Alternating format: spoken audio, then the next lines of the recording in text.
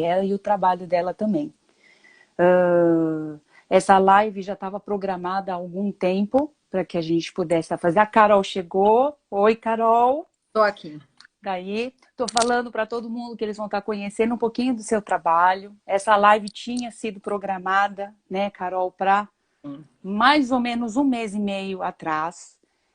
Mais em meio à pandemia, na última live que eu fiz com o Hernando, eu me lembrei sobre uma frase do Jung, que ele dizia que quando nós vamos tratar seres humanos, mais do que técnicas, nós precisamos ser um ser humano tocando outro ser humano.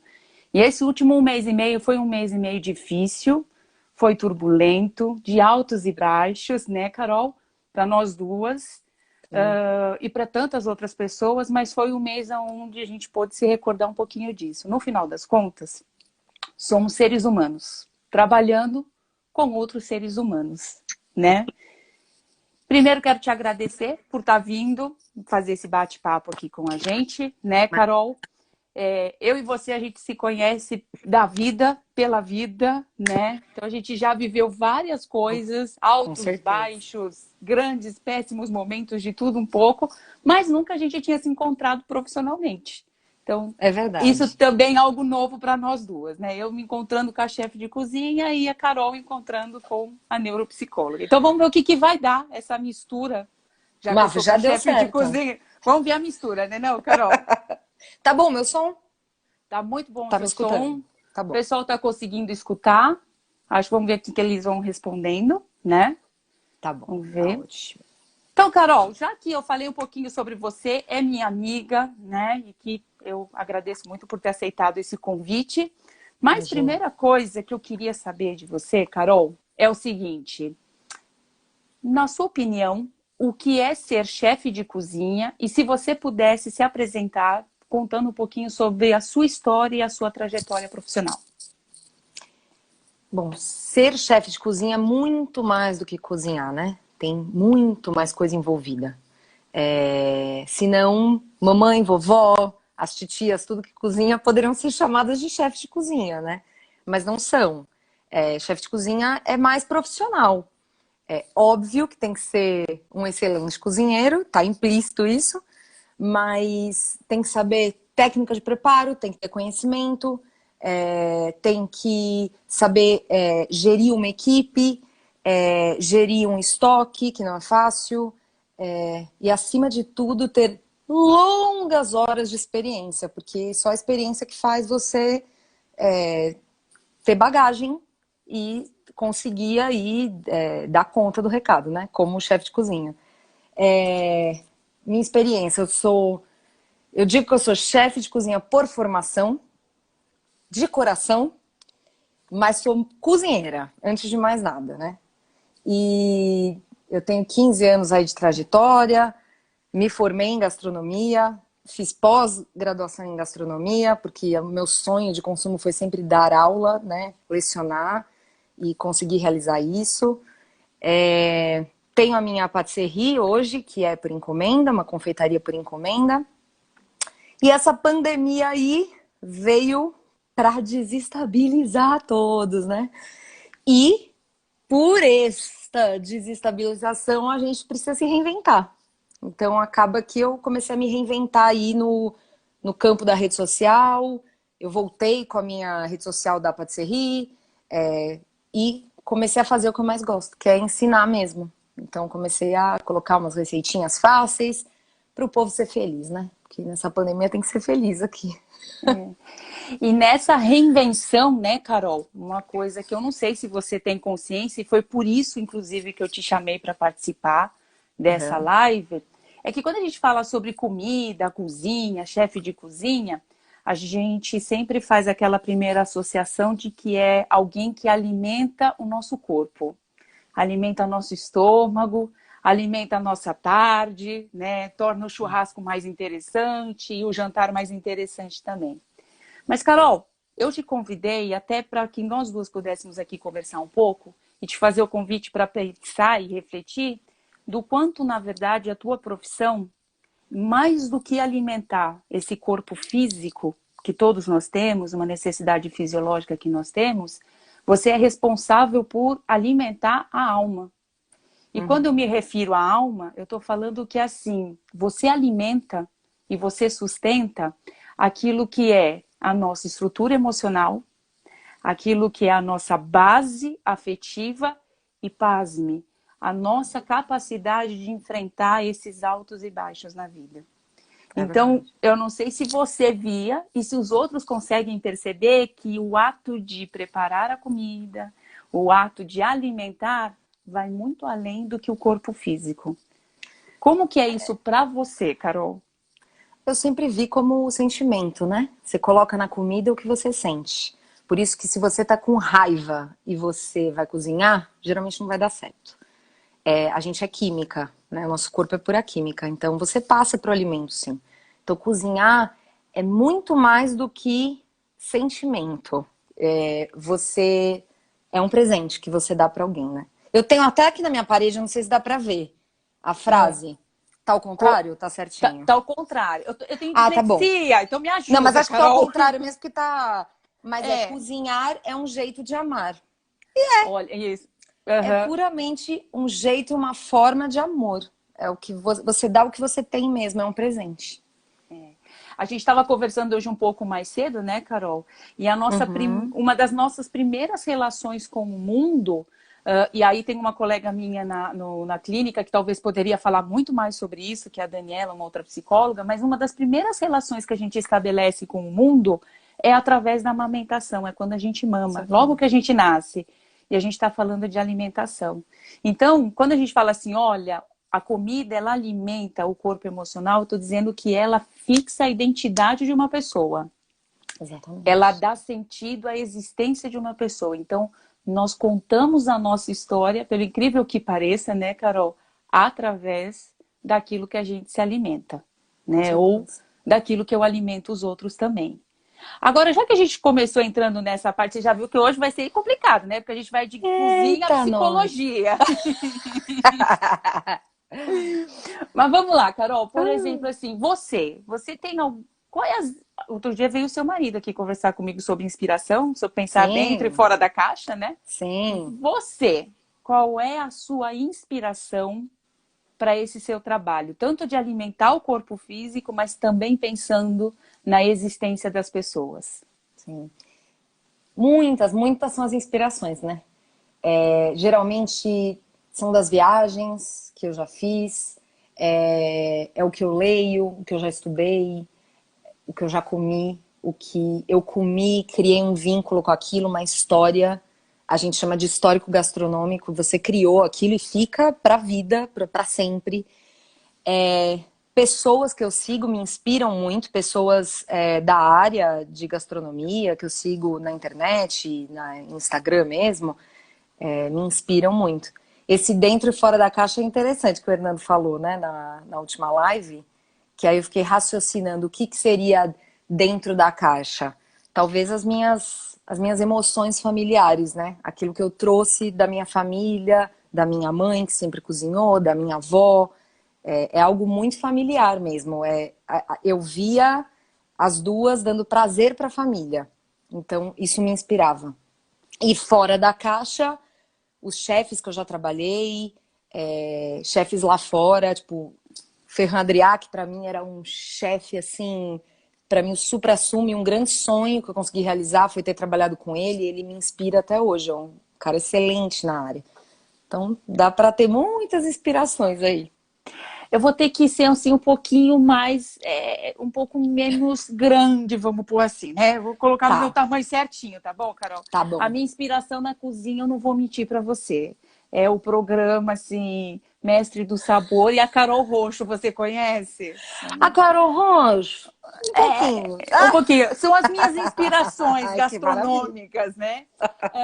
E por quê? Porque eu demorei muito tempo para me aventurar na cozinha, em querer preparar as coisas e me descobrir assim, poxa, eu gosto desse brincar com a cozinha, né? Uhum. E, inclusive, faço em momentos pontuais, em geral para os outros, nunca para mim, né? Para mim, eu prefiro sempre o congelado mesmo. É uma coisa meio louca isso. Mas é o presentinho que você dá. Isso, Maravilhoso. eu gosto de presentear. Então, assim, se me chamar para ir na sua casa cozinhar, eu vou ficar super feliz. Então, eu tô te dando de Ótimo. presente o jantar. É Pronto. mais ou menos assim. Sim. E a minha pergunta é: eu nunca me vi tendo um talento para a cozinha, apesar de ter Uhum. descoberto essa paixão.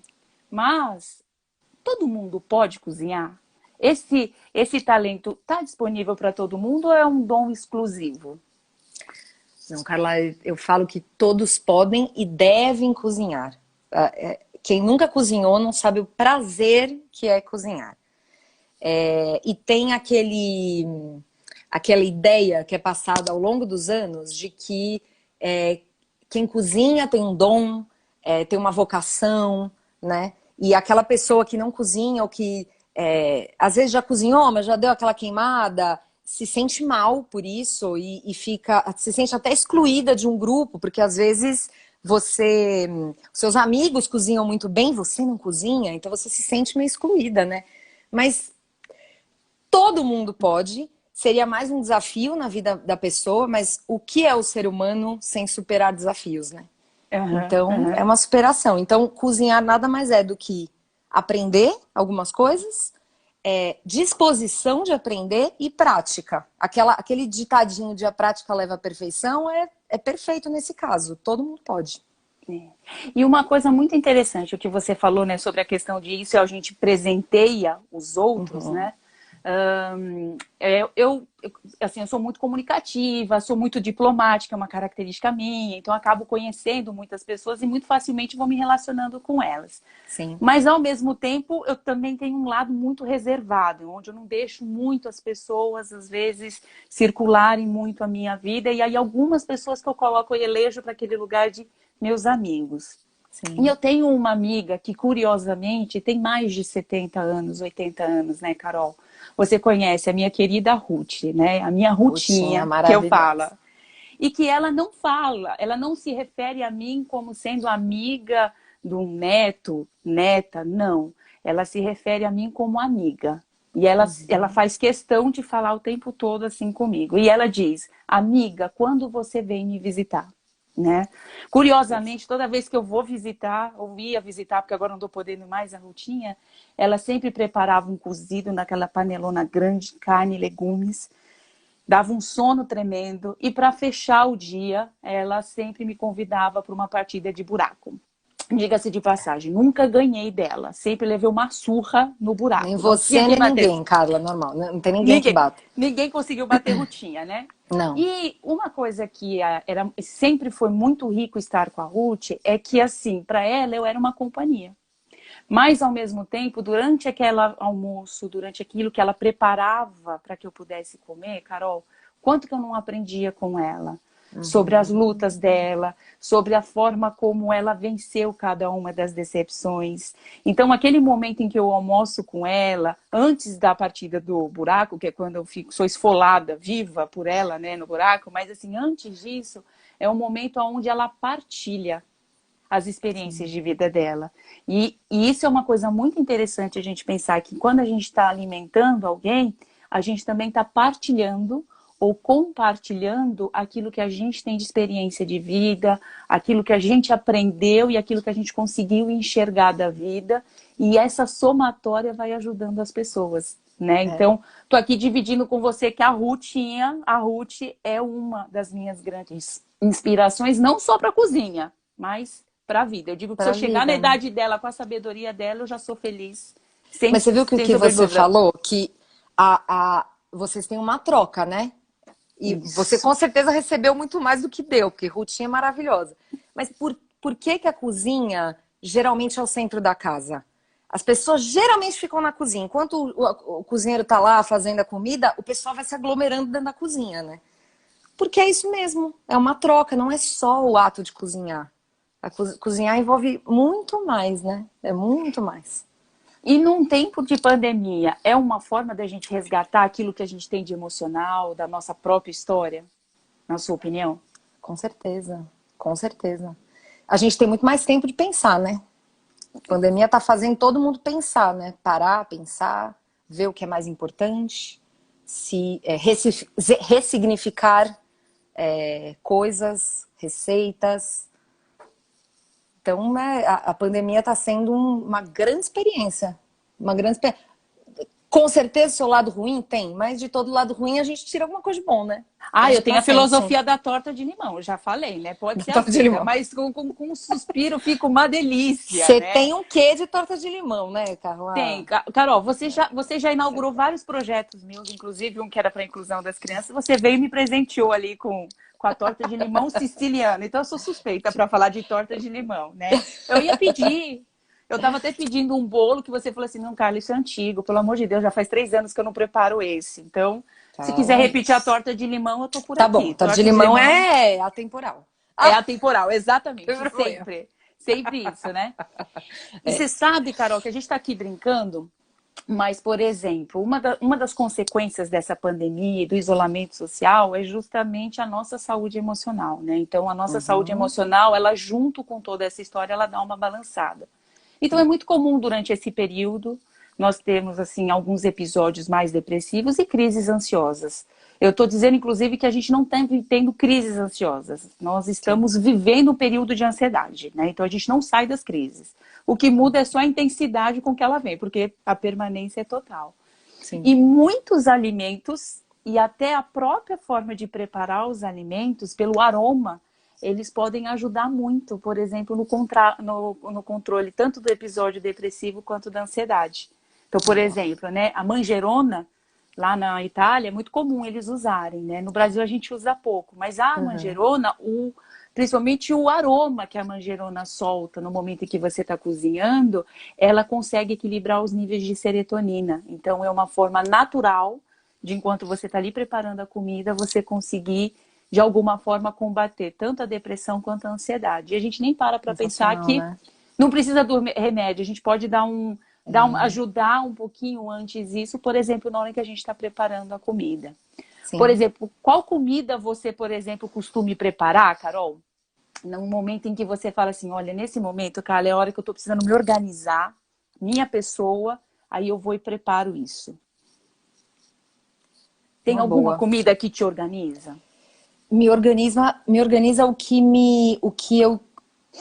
comidas que me criaram um vínculo, né? Aquele histórico gastronômico. E não é nada demais. O que é o histórico gastronômico? Só pra gente entender.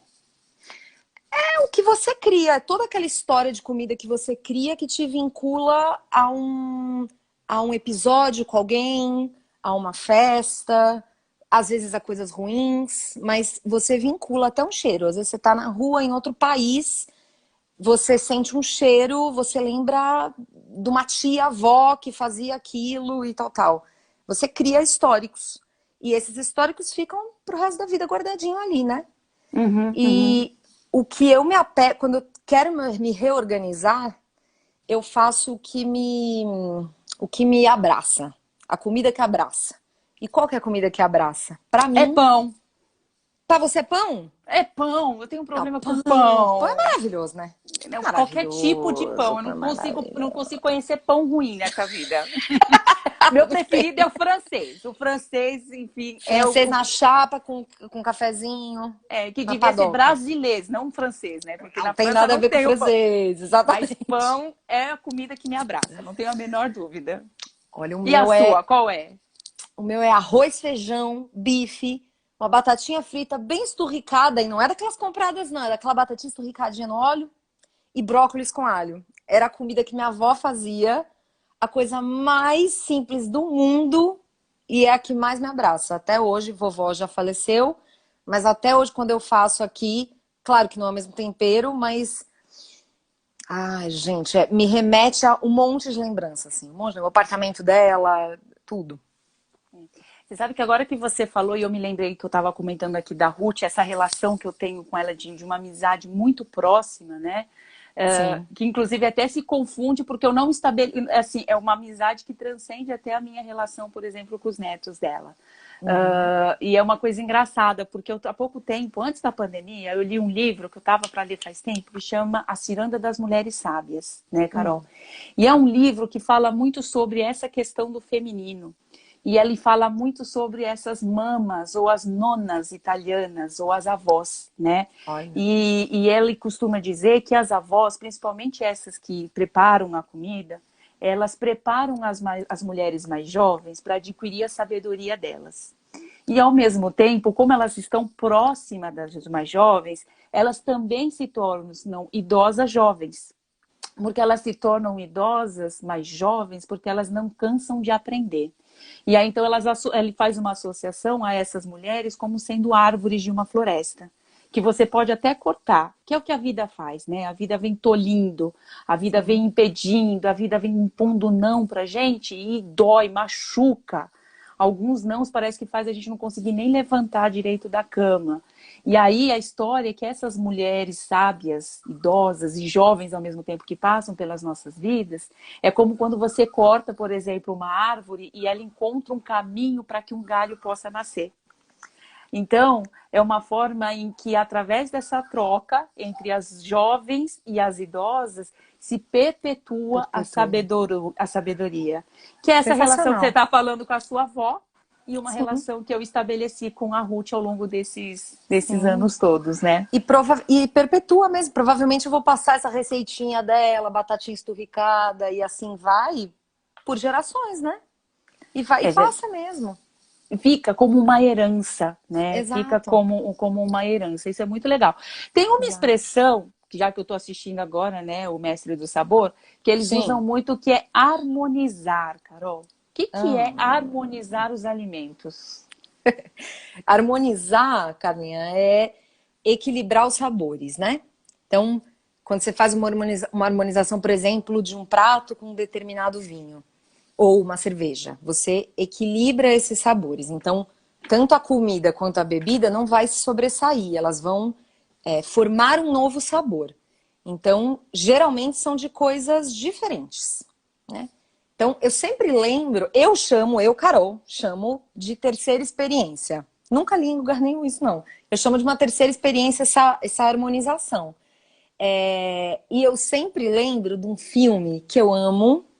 A maioria das pessoas já devem ter assistido. Se não assistiu, assistam, porque parece que é para criança, mas não é. É muito para adulto, que é o Ratatouille, maravilhoso. E tem uma cena lá que o Remy, o ratinho, pega uma uva e um pedacinho de queijo. E ele sabe o sabor só da uva e ele sabe o sabor só do queijo. Mas aí ele coloca na boca os dois juntos. E aí mostra uma cena de explosão, é aquela coisa louca, que ele tá tendo uma experiência, né? É isso. A harmonização é uma experiência de talvez coisas completamente contrárias serem sensacionais juntas na boca. Já que a gente está falando de memória afetiva, né, e de afeto principalmente, será que a gente consegue fazer uma ponte entre harmonizar alimentos com harmonizar emoções, sentimentos e afetos, Carol? O que você acha? Eu acho que sim, né? Eu acho que sim, porque, como eu disse, a harmonização é o equilíbrio de duas coisas opostas. Dentro da gente, a gente tem sentimentos opostos também, que a gente tem que achar ali um equilíbrio, né? O que você fala disso pra mim? Fala. Olha, você, Carol, agora é você. Agora sou eu, né? Eu vou ter que usar algo clichê, que quem é meu paciente já escutou acho que 1 milhão de vezes, vai falar assim, meu Deus, lá vem a Carla com a mesma ladainha, né? Mas harmonizar, ao contrário do que todo mundo pensa, harmonia não significa quando dois elementos se combinam naturalmente. Harmonia não é isso. Harmonia é justamente dois elementos completamente contraditórios, dois elementos que se chocam, mas que harmonia significa você construir aquilo que um vai se fundir ao outro de tal forma que eles se pertençam em um único. Então, harmonizar significa isso, é você conseguir acolher os opostos, o contraditório, o choque, mas catalisar isso de uma forma positiva e saudável. Vou colocar num exemplo que vai ficar mais fácil, né, Carol? Eu e o Hernando, então. Dois opostos. Que se encaixaram e deu bravíssima tudo certo. Ele maravilhoso, aí pronto, harmonizou maravilhosamente. Às vezes dá uma explosãozinha e aí harmoniza. Mas dá, com certeza. Tem que dar, viu, Carol? Tem que dar. Mas olha só, por exemplo, a gente pensa, por exemplo, na raiva, né? É um sentimento explosivo. né? Na hora que a gente está sentindo raiva, parece que a gente está pipocando por dentro. Essa que é a Exato. palavra certa, né? E aí, na hora que eu consigo harmonizar essa raiva dentro de mim, eu consigo catalisar ela de tal forma em que ela pode ser traduzida em duas palavras: tolerância e paciência. Nenhum ser humano nasce com tolerância e com paciência. Isso são duas coisas que a gente aprende ao longo da vida. Mas eu aprendo como? Simplesmente em situações agradáveis, tendo todos os meus desejos realizados, convivendo com pessoas que parece que sempre estão na mesma frequência que a minha. Não. Eu não preciso tolerar o que eu amo, o que eu gosto, o que eu quero, né? Eu não preciso ter paciência com quem não me irrita. É justamente em quem me desperta a raiva que é onde eu preciso desenvolver a tolerância e a paciência. Então, ao contrário do que muita gente pensa, né, Carol? Você se harmonizar e encontrar a tolerância e a paciência não significa passar pouca raiva nessa vida. É o contrário. Quanto mais raiva eu passo e melhor sei lidar com ela, eu automaticamente me torno uma pessoa mais tolerante e mais paciente também. Então, a gente conseguir harmonizar emoção e sentimento é isso. Agora, a parte mais difícil de harmonizar, Carol, são os afetos.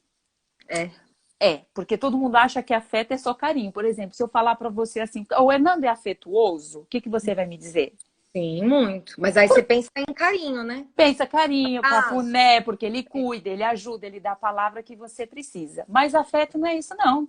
Por exemplo, eu digo que se um formigueiro, eu pisar no formigueiro, aquelas formigas vão me morder, vão me picar e eu vou ficar muito afetada por elas. Ou seja, afeto é tudo aquilo que me afeta. É tudo aquilo que de alguma forma me provoca algo. E nem sempre o afeto é algo positivo, não é só carinho, né? Às vezes são experiências ruins também. E aí a gente precisa harmonizar, ou a gente precisa dar um novo sentido para aquela experiência. Por exemplo, se a gente for pensar na alimentação, né, Carol? Às vezes a gente fica dizendo que assim, ó, teve uma vez que aconteceu isso. Eu comi uma vez uma sobremesa que caiu muito errado, porque eu tenho alergia a um determinado componente lá da sobremesa. Eu passei um ano sem poder comer doce de leite, para você ter uma ideia. Eu não podia nem ver o doce de leite que eu passava mal, porque eu tenho alergia a ele. E aí o que acontece? Quando a gente tem uma experiência ruim alimentar, parece que nunca mais a gente consegue voltar para aquilo. Já aconteceu isso com você? Totalmente, totalmente. Por exemplo, você, qual é a sugestão que você, enquanto chefe de cozinha, daria para as pessoas fazerem as pazes com os alimentos? Vamos pensar assim, com a refeição. Acho que comer o que gosta, né? Não vai experimentar coisa diferente para fazer as pazes. Não é o momento. Não é o momento, isso. É o momento. A nutricionista que trabalha comigo, a Jaque, ela diria assim, Carla, você precisa entrar em contato com este mesmo alimento, mas de uma outra maneira. Ou ser apresentada a ele de uma outra forma. Por exemplo, a pessoa com quem eu trabalho, a minha sócia lá no consultório, odeia grão de bico. Ela tem horror ao grão de bico. Mas outro dia a Jaque, que é nossa nutricionista, queria mostrar pra gente como que a gente conseguiria comer grão de bico com um pouco mais de natureza. Então, naturalidade, perdão. Carol, ela fez chips de grão de bico. Moral da história, até os pacientes levaram embora nossos grãos de bico lá do consultório, de tanto que até as criancinhas gostavam do grão de bico. E ela comeu o grão de bico. E a Jaqueline e a Adriane comeram o grão de bico, e aí a Adriane concluiu, esse grão de bico eu como. Que é isso. Então, ela fez as pazes com o alimento, porque ela harmonizou uma forma como ela gosta desse alimento. Né? Eu, por exemplo, através dos alimentos, Carol, uma coisa muito louca, isso acho que nem sei se você me conhece há anos, não sei se você sabe disso ou não, mas eu consegui fazer as pazes com a minha avó materna, através dos alimentos, né? Então, dentre aquelas mulheres sábias, as idosas que ajudam as jovens, eu tenho e tive duas pessoas muito importantes. A primeira foi a Ruth, que ainda continua viva e que é a minha paixão, continua sendo. E a outra foi a Lucília, uma portuguesa, né? Divertidíssima, que tinha uma sabedoria, uma alegria para a vida, que eu digo que se eu chegar um dia, também na alegria dela, eu posso me dizer que, assim, fui feliz, né? Eu consegui ser feliz. Essa era a Lucília. E a Lucília era portuguesa, ela curiosamente odiava frio, então Ela no auge, eu parei na contagem com os 80 anos também. Eu sempre paro de contar a idade dessas pessoas aos 80 anos. Então ela também chegou aos 80 anos, parei de contar, né? E ela tinha uma característica, Carol, ela não gostava de frio. Então, quando estava frio no Brasil, ela fugia lá para Lisboa ou para Trás dos Montes, que era da onde ela era. Como ela me dizia, a terra onde há os mais belos gajos são os Trás dos Montes. Ela sempre me dizia assim, Carla, se não encontrar um gajo no Brasil, vá para Trás dos Montes casar. Sempre disse, né? E quando estava frio, porque lá é muito frio, né, na Europa, ela vinha para o Brasil, porque ela odiava o frio. Então, esta era a Lucília. E por acaso, eu tive, né, duas avós, então a minha avó paterna, ali de origem espanhola, e uma avó com quem eu tive uma relação muito afetuosa, muito carinhosa, uma experiência muito bacana. Então, eu cresci tendo o sonho de conhecer, por exemplo, a Espanha, principalmente Barcelona. Então, assim, o meu sonho, né, de viagem estava em Barcelona, porque era como uma forma de eu encontrar tudo aquilo que eu aprendi tanto com a minha avó, Nina, no caso. Por outro lado, eu tenho outro lado, que é a minha avó materna, né? E essa era a Kiki. É uma coisa até curiosa, porque na família, né, entre os filhos, os netos, os primos, você pode mandar a pessoa para qualquer lugar desse universo. Mas se você disser para ela assim, você está parecendo a Kiki, é uma ofensa horrorosa. Você mesmo quer arrumar briga e dizer que alguém ali está agindo como a Kiki. Rafael, você está parecendo a Kiki. Mais ou menos isso. Isso, ele morre com isso. O Kiki não. Então, foi uma avó que, por ser uma ofensa, podemos imaginar que, ao contrário da minha avó Nina, foi uma avó que não construiu nenhuma relação afetiva comigo. E eu não tinha história, uma memória gostosa dessa avó, porque era tudo aquilo que eu não queria ser. E minha avó era uma exímia cozinheira, Carol, então assim, ela cozinhava como ninguém, inclusive escondeu todas as receitas, ela não quis compartilhar com nenhum dos netos, uma coisa maluca, né? Artista plástica... Não era isso. Ela, por exemplo, ela pintava, ela era uma grande artista, trabalhava muito com artesanato e tudo que envolvesse artesanato, pintura e cozinha, e Portugal, porque ela era portuguesa, eu corria. Eu não achava que Portugal era um lugar bonito, eu não me interessava por conhecer Portugal, não queria aprender pintura, não queria nunca aprender a cozinhar, porque tudo isso sempre me fazia associação com a minha avó Kiki, e era alguém que eu não queria ser. A Kiki não me deu um bom exemplo, não quero seguir. Sim. Fui participar de um congresso fora, né? E o congresso era em Portugal, então era em Lisboa, e por acaso durante o verão de Lisboa. E no verão, inverno aqui, Lucília estava lá. Pois ela saiu da terrinha dela, onde tinham tantas flores, e ela me disse que ela iria me apresentar, uma portuguesa iria me apresentar Lisboa, e eu precisaria comer ginja, pastel de Belém e o povo alagreiro. Me lembro como se fosse hoje, e ela precisava me mostrar isso. E ela me mostrou toda a cidade. Carol, eu voltei para o Brasil dizendo que eu gosto muito sim de Barcelona, mas não existe melhor comida do que a de Portugal. Nunca comi tão bem na minha vida quanto lá. E, ao mesmo tempo, através da Lucília, eu consegui resgatar e fazer as pazes com aquilo que era a minha origem. Então, eu me encontrei, eu me identifiquei com aquele sabor português, mesmo que me remetesse a Kiki. E, de certa forma, até agradeci. Poxa, Kiki, obrigada que eu também tenho um pezinho ali em Portugal. Porque é muito boa essa comida. Voltei querendo cozinhar. Você ressignificou algo ruim, né? Isso, eu harmonizei, porque aí eu voltei querendo cozinhar. Até então, mas eu não queria fazer nem arroz, né, Carol? Então, assim, até esse momento eu não queria nem fazer arroz. Quando eu voltei, era aquela assim, deixa eu tentar fazer essa receita, deixa eu tentar fazer isso. O tio, eu tenho meus tios, ela até escreveu aqui um pouco, meu tio e minha tia moram lá em Vinhedo. Posso ir aí cozinhar para vocês? Então, Hudson, posso ir aí preparar o jantar para todo mundo? Então, o que acontece? Foi na hora em que eu fiz as pazes com aquilo que era a minha origem, dei um novo significado. Foi algo muito mais leve, porque eu deixei de carregar o fardo de ser neta da Kiki. E hoje eu falo assim, gente, eu sou neta da Kiki, eu aprendi a cozinhar também, viu? Eu sei cozinhar tão bem, talvez, quanto ela. Acho que não tão quanto ela, não, porque eu não pratico tanto. Ela praticou muito mais que eu, né? Isso, mas é muito legal porque assim, quando a gente pensa e fala assim, puxa, eu tive uma avó que não era legal. Essa imagem, essa figura daqui que marcou minha vida de várias formas, em vários momentos. E o quanto que eu não me privei de uma porção de coisas pela Kiki. Por E conta disso. quando ali a Lucília me leva, então vamos lá, vamos reviver, vamos voltar de novo, de volta à minha terra, né? Vamos voltar ali para as suas origens. Foi uma hora em que eu consegui apaziguar a mim mesma. Então, assim, eu não consegui mudar o que minha avó era, mas eu consegui, de certa forma, diminuir o impacto negativo que ela tinha dentro de mim. E isso a gente pode E a pensar em tudo, né? Lucília, sim, e a Lucília foi como se fosse uma avó.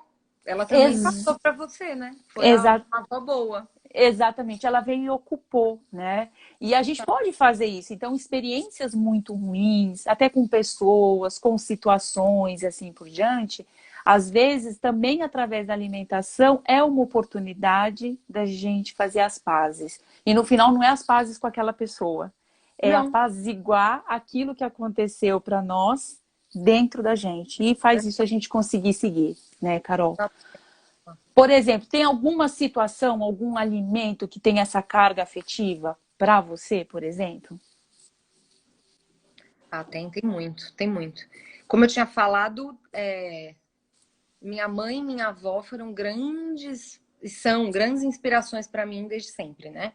Minha mãe e a minha avó colocaram, tipo, o amor mesmo pela cozinha dentro de mim. E, então eu tenho, tipo, umas memórias de comida, tipo, o bolo de fubá, que foi o primeiro bolo que eu fiz na minha vida, eu tinha 5 aninhos. E eu lembro da minha mãe fervendo o leite, porque criança não pode mexer no fogo, e eu fazendo todo o bolo, colocando na assadeira, ela colocando no forno.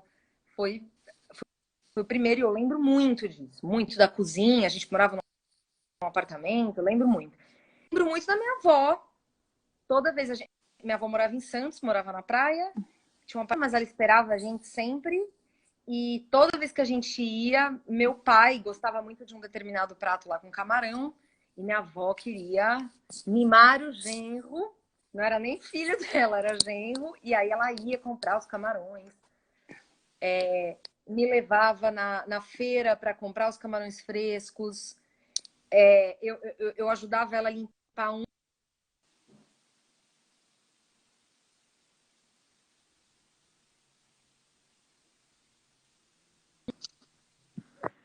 Deu uma travadinha, mas você Voltou? voltou. Não se vá. E voltou, Ai, não se vá. Fica aqui com a tinha gente. Vai acabado. lá.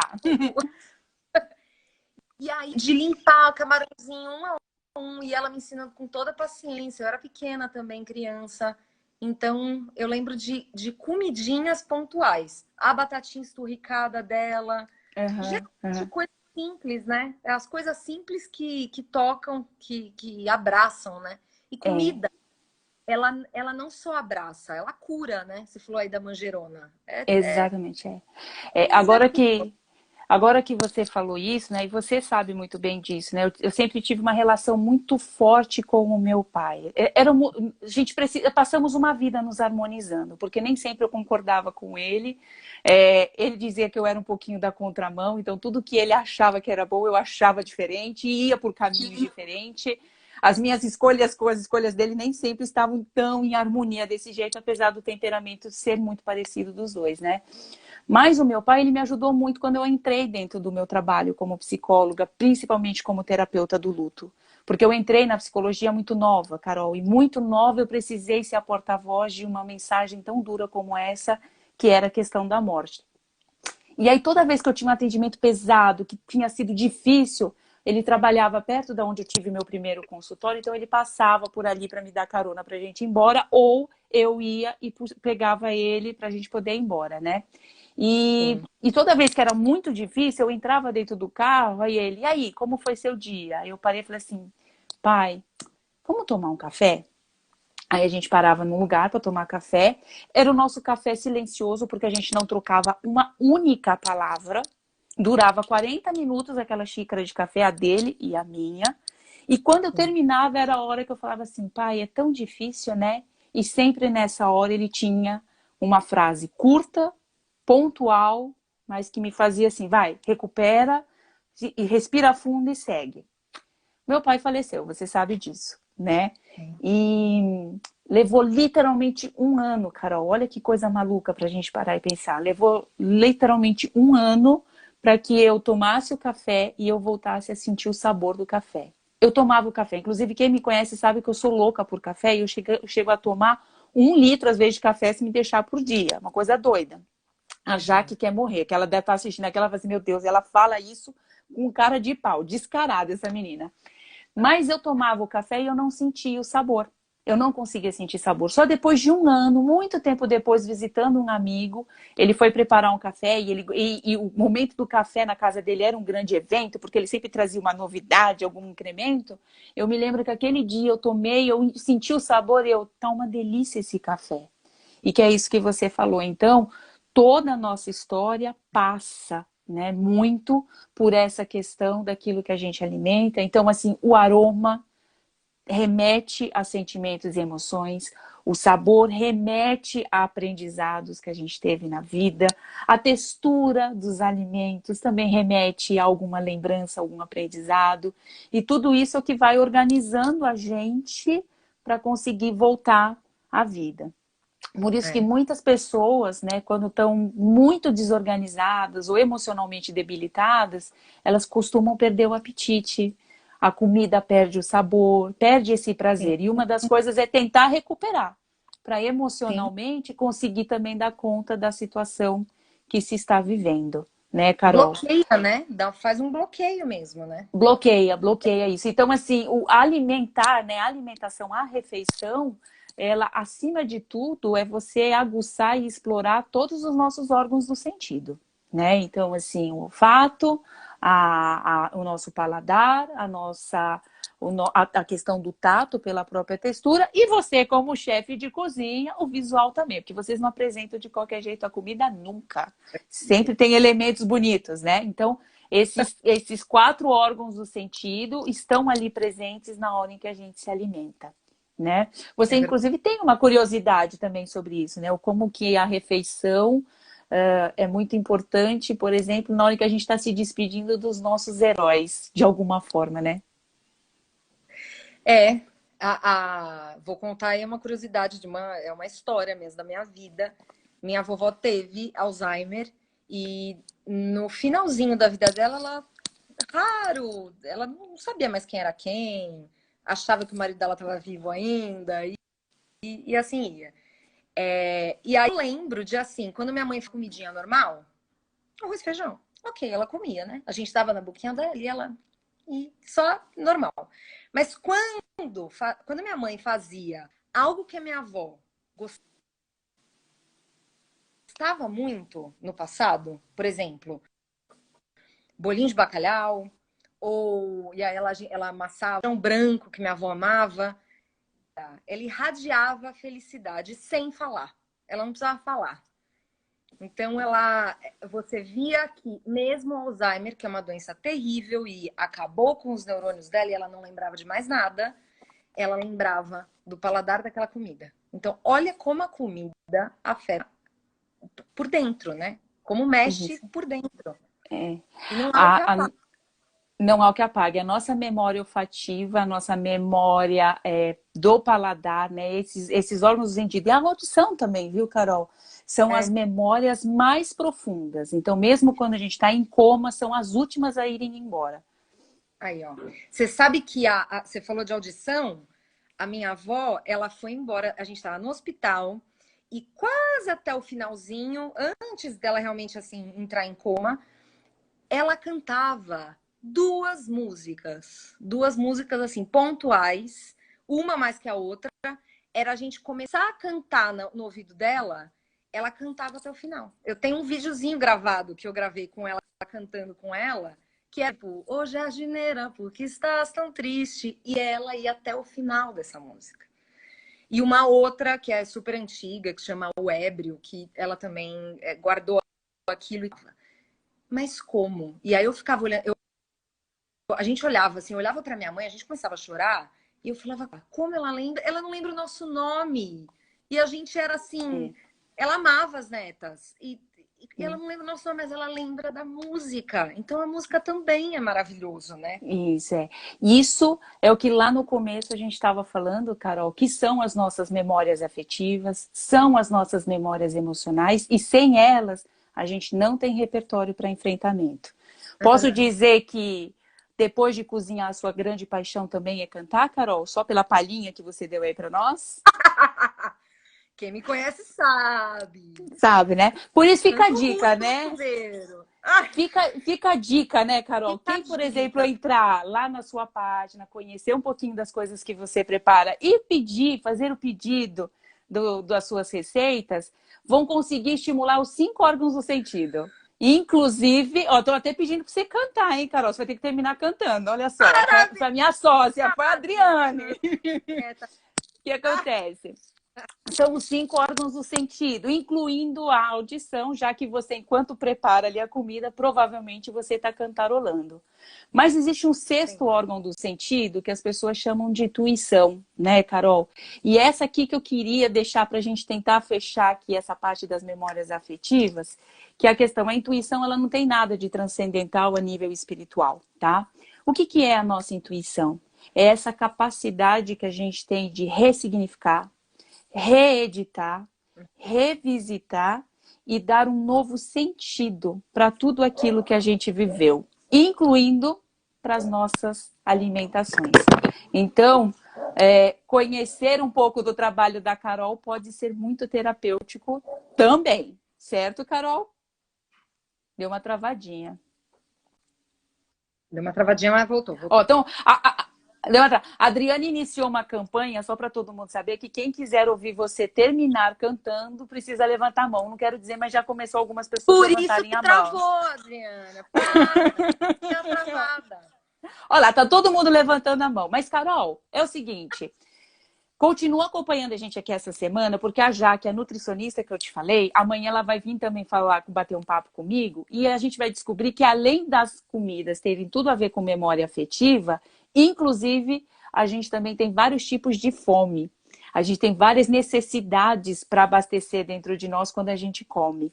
E ela vai estar conversando um pouquinho, fica a sugestão de quem quiser se aprofundar um pouco mais sobre isso, poder estar entrando amanhã, né?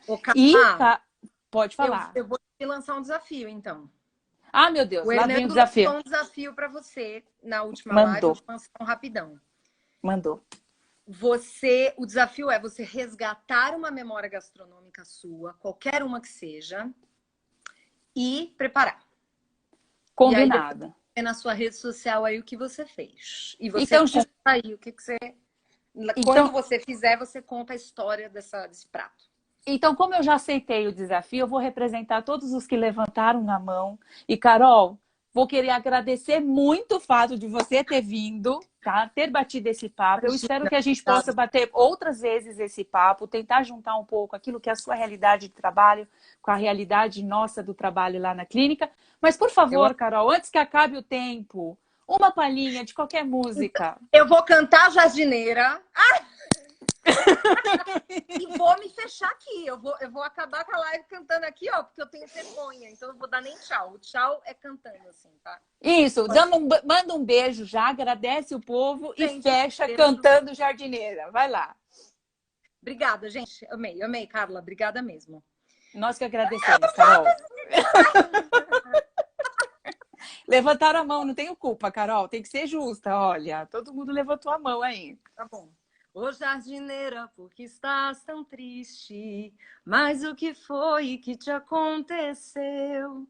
Foi a camélia que caiu do galho, deu 2 suspiros e depois morreu. E acabou, senão começa a chorar também. Muito bem, Carol, muito bem. É o meu orgulho. A minha amiga é um escândalo na cozinha e cantando também, porque eu não sou em nenhuma das duas coisas, mas tudo certo. Muito obrigado para aqueles que vieram. Não deixe